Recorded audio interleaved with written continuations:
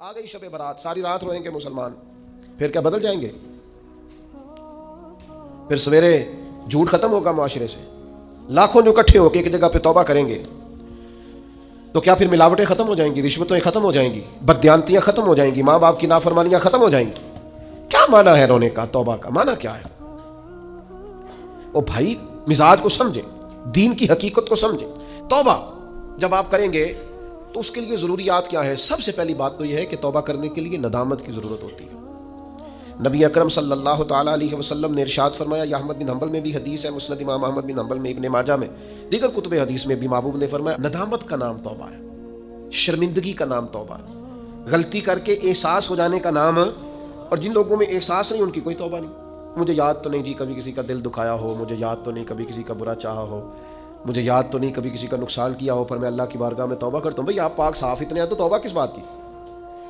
آپ میں جب ندامت ہی نہیں پیدا ہو رہی، آپ گناہ کو گناہ ہی تسلیم نہیں کر رہے، اپنی غلطی نہیں مان رہے، تو توبہ کاہے کی؟ تو توبہ کرنے سے پہلے احساس پیدا کرنا، ندامت پیدا کرنا، شرمندگی دل میں پیدا ہونا، یہ تو پہلی سیڑھی ہے۔ اور اگر یہ سیڑھی حاصل نہیں ہے تو پھر توبہ انسان کو میسر آ سکتی؟ حضرت عمر فاروق رضی اللہ تعالیٰ عنہ ارشاد فرمایا کرتے تھے، جو لوگ زیادہ کثرت سے توبہ کرنے والے ہیں، استغفار کرنے والے ہیں، ان کے پاس بیٹھا کرو، ان کے دل نرم ہوتے ہیں، ان کی صحبت اختیار کیا کرو، مزاج کے نرم ہوتے۔ کیوں؟ کہ ان کے اندر احساس ہوتا ہے ہم سے غلطی ہو گئی، انہیں خیال آتا ہے۔ آج ہمارا سب سے بڑا مسئلہ یہ ہے کہ ہمیں احساس ہی نہیں اپنی غلطیوں کا۔ مومن کی شان یہ ہے کہ وہ رائی کے دانے کے برابر کبھی غلطی کرے تو اسے پہاڑ محسوس ہوتی ہے، اوہ مجھ سے تو بڑا گناہ ہو گیا۔ اور منافق کی علامت یہ ہوتی ہے کہ پہاڑ کے برابر گناہ کرتا ہے تو رائی سمجھتا ہے، کہتا ہے کچھ بھی نہیں، ساری دنیا نہیں کرتی، پھر کیا ہو گیا؟ ہو جاتا ہے انسان نہیں۔ مومن ڈرتا ہے، احساس ندامت ہر وقت اسے بے چین رکھتا ہے۔ اللہ کے بندے ہمیشہ ندامت کے ساتھ رہتے ہیں۔ دلوں میں احساس تو پیدا کرے، طبیعت تو ہو یار کہ مجھ سے غلطی ہوئی ہے۔ سیدہ عائشہ صدیقہ فرماتی ہیں، حضور نے فرمایا جو بندہ اعتراف کرتا ہے نا، مالک مجھ سے غلطی ہو گئی، اعتراف گناہ کر کے معافی مانگتا ہے، تاب اللہ علیہ، اللہ اس کی توبہ کو قبول فرما لیتا ہے۔ اعتراف ہی نہیں، ہم نے جرم کیا ہی کوئی نہیں، ہمارے اندر کوئی غلطی ہے ہی نہیں سرے سے۔ جب ہم یہ ماننے کو تیار نہیں تو پھر مجھے بتائیے معنی کیا ہوا؟ اور دوسری بات قرآن نے کہی وَأَصْلَحُوا، پھر وہ اپنی اصلاح بھی کرے، پھر گناہ چھوڑ دے جس سے توبہ کی ہے، پھر دوبارہ اس خطا کے پاس نہ جائے۔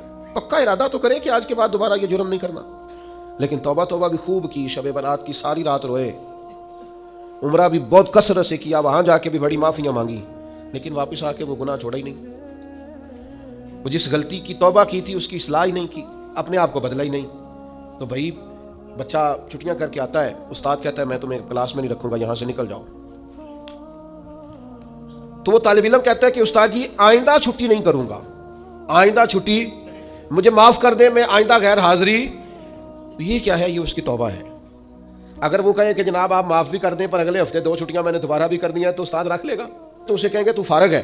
وہ یقین دلاتا ہے، پھر اپنی اماں سے سفارش کراتا ہے، فون کراتا ہے، ابا جی کا فون کراتا ہے، گھر سے وہ کسی سفارشی کو لاتا ہے، کہتا ہے جناب یہ مہربانی کریں، یہ میں ان کو ساتھ لایا ہوں، میں آئندہ چھٹی، غلطی ہو گئی، بھول گیا تھا۔ وہ بار بار کہتا ہے جی آج کے بعد ہوا تو جو مرضی کر لیجئے گا، آج کے بعد اگر غلطی ہوئی تو پھر آپ جو مرضی فیصلہ کیجئے گا۔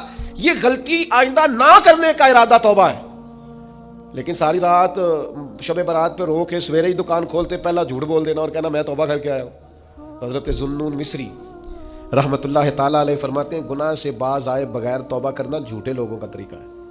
یہ رب سے بھی جھوٹ بول کے آیا رات کو، اس کا پورا ارادہ نہیں تھا توبہ کا، اس لیے کہ گناہ چھوڑنے کا ارادہ ہی نہیں، باز آنے کا پروگرام ہی نہیں، اس کا استغفار، اس کی توبہ، یہ جملے تھے، یہ لفظ تھے، یہ زبان کی ادائیگی، قلب اور روح کے ساتھ اس نے توبہ نہیں کی۔ میرے بھائیوں وقت ہمیں میسر آ رہا ہے، ارادہ کریں نا خطائیں چھوڑنے کا۔ اب کتنی دیر تک؟